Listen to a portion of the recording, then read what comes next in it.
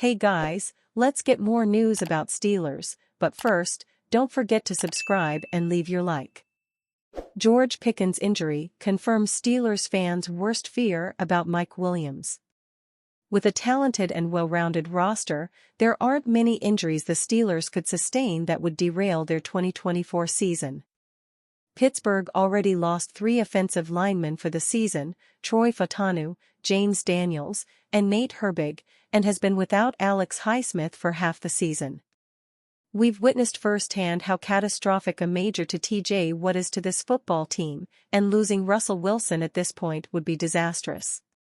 Unfortunately, one of the team's most important players recently suffered an injury that will keep him sidelined for a few weeks. George Pickens is dealing with a grade 2 hamstring strain that caused him to miss Pittsburgh's Week 14 game against the Browns and will keep him out of at least the Eagles game in Week 15, possibly longer. In his absence, fans expected Mike Williams to step up to the plate.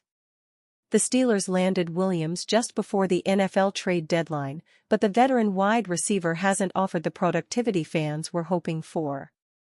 In 5 games with the Steelers, Williams has caught just 4 passes on 5 targets for 68 yards. This included a pivotal game-winning touchdown in the fourth quarter against the Washington Commanders. I've gone on record saying Williams' touchdown was already worth the cost of the trade, which ended up being a 5th-round pick in 2025. Unfortunately, our fears about Williams have been confirmed. Let's give credit where credit is due. Williams has already made one game-altering play for the Steelers, and he was fine in Pickens' absence in Week 14, catching 3 passes on 4 targets for 36 yards. However, Williams was still outproduced by reserve WR Scotty Miller in this contest.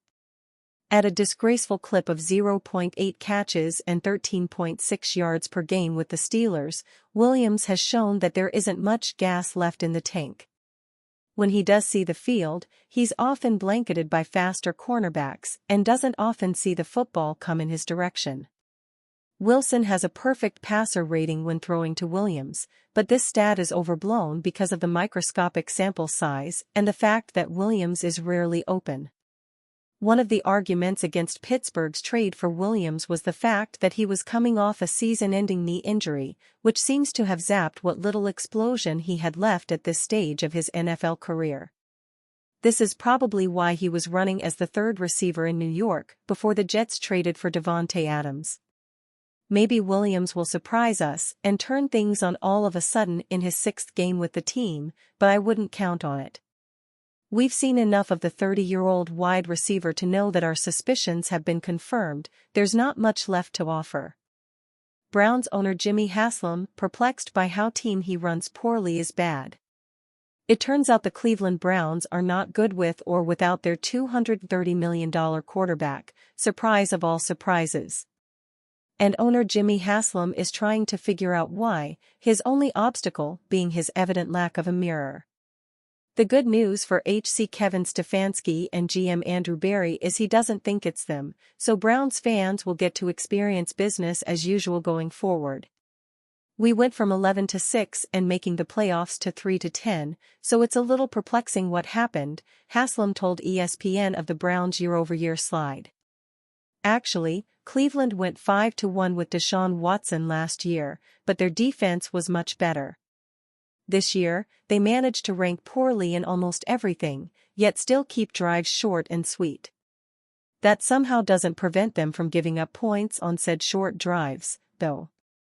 During the 2024 season, the Browns went 1-6 with Watson at quarterback. Since his season-ending injury, they are 2-4 with Jameis Winston. That isn't vastly better, but it includes wins over the Steelers and Ravens. While Watson is a much more volatile player, Watson was just historically ineffective. As you might recall, Deshaun Watson agreed to join with the Browns via trade in 2022.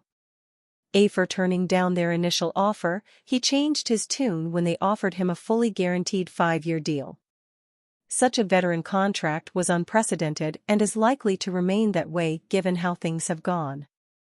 Even though the Browns still owe Watson $92 million over the next 2 years, they have no obligation to pay him.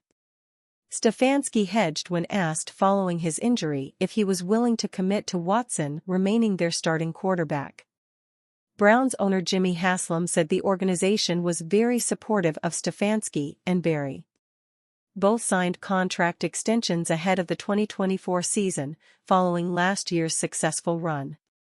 While he expressed disappointment in this season, however, he deferred to the offseason for future decisions. "I've learned not to get too emotional during the season," the Browns owner said.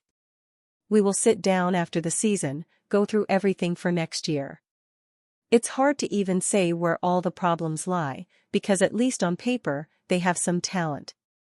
This is, after all, mostly the same team that made it to the playoffs last year with Joe Flacco. The Browns even have a two-time Coach of the Year in Kevin Stefanski, somehow.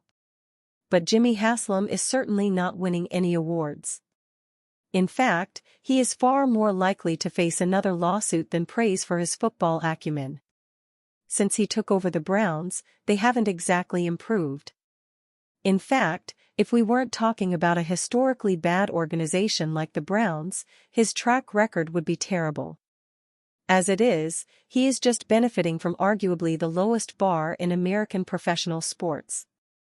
Steelers get massive injury update on star receiver. The Pittsburgh Steelers are in control of the AFC North with just 4 weeks remaining in the regular season. However, while they do still hold a 2-game lead, they're about to enter what many consider to be their toughest stretch of the season, and they may have to do it without Russell Wilson's top weapon. Star receiver George Pickens missed last week's game against the Cincinnati Bengals with a hamstring injury, which he sustained in practice last Thursday, according to Mike Tomlin. Although the team still had optimism that Pickens would take the field on Sunday, they decided to rule him out after he tested the injury pre-game. Now, according to Pittsburgh Post-Gazette reporter Gerry Dulac, Pickens' injury may be more severe than the team initially realized. What's more, with 3 games in 11 days, it is possible Pickens could have a difficult time being ready to return for the Baltimore Ravens on December 21 and Kansas City Chiefs on Christmas Day, as well, said Dulac. Looking ahead, the Steelers will have the chance to clinch a playoff spot on Sunday with a win against the Philadelphia Eagles, but without Pickens, Pittsburgh's offense will be missing a huge piece against an extremely formidable defense.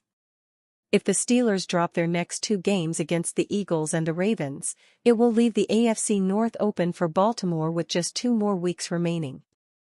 And you fan? What do you think of the situation of George Pickens?